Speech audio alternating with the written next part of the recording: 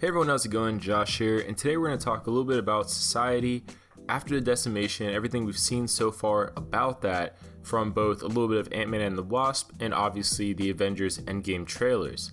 So during the Avengers Infinity War storyline that we saw in theaters last year, Thanos was able to complete his quest and execute the snap, which is formerly known in the MCU as the Decimation. And this left the world in a very chaotic place with no clarity or closure on either next steps or relationships. Examples being a lot of people had no idea where Thanos went, what Thanos might be doing next, and wielding the power of a god basically, that's a very scary thing to not know where that being is, what maybe his mindset is going forward, which seemingly is just him just chilling on a farm somewhere. And at the same time, people dying before they potentially could fix men relationships. So Captain America and Iron Man are still around, but a lot of members from those respective sides of the aisle, so to speak, in Civil War are now gone, which might cause some strife, might cause some issues. That has yet to be seen, even though ideally they're going to come back together for the greater good, if anything else. Now, the aftermath was initially believed to be half of all humanoid / sentient life in the universe being eliminated, yet producer Kevin Feige has recently said that the snap actually extended to eliminating half of all sentient and insentient beings, which may or may not have been a part of Thanos' original plans, and because of that might be something that comes into play during Endgame.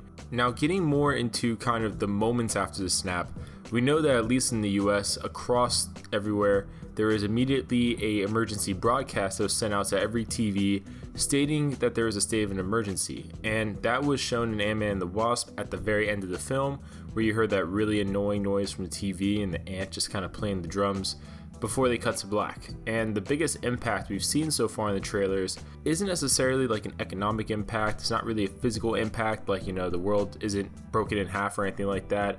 But instead, it seems like Avengers Endgame is going to really show us an emotional impact.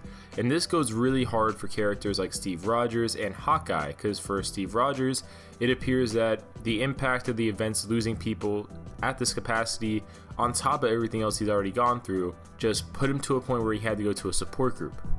And for someone like Hawkeye, it appears that he's adopting a darker persona, maybe as a coping mechanism. So definitely it's going to be really interesting, kind of, I guess in a way, going into the psychology of some of these characters, more so than we have before, especially for someone like Hawkeye, deeper character beneath the surface than maybe a lot of people want to give him credit for. But at the same time, it may be possible that during this time span before Avengers Endgame and after Avengers Infinity War, it may be very possible that the Avengers are still not only around, but conducting missions. And the reason I say this is because we get a moment in the Avengers Endgame trailer where we see Captain America in his shield suit, not really his usual Avengers suit gear, and he's with Black Widow. And Black Widow still has her blonde hair, which we know at some point during Avengers Endgame she'll go back to being a redhead. So this makes everyone think that this is in the beginning of the film. The Russo brothers did say a lot of the footage is from the first 15-20 minutes of the film. It seems very possible that maybe the beginning of Endgame is going to introduce us to, more formally, the society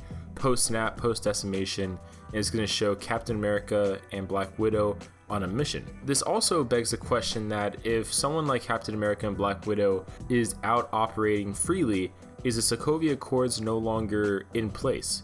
Because that legislation was basically the reason why Captain America and Black Widow and Falcon were basically in the shadows hiding the whole time.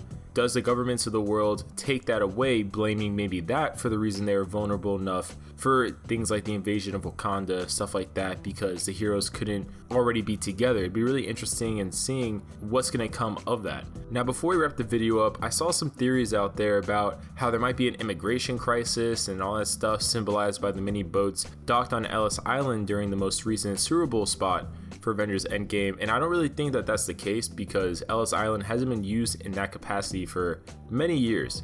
So it seems very unlikely that's what's going on. Comment below your thoughts. What do you guys think about all this stuff about society after decimation? What do you think we're going to see about the society post-snap, post-decimation in Avengers Endgame before it presumably gets undone? Comment below, and we'll see you guys later.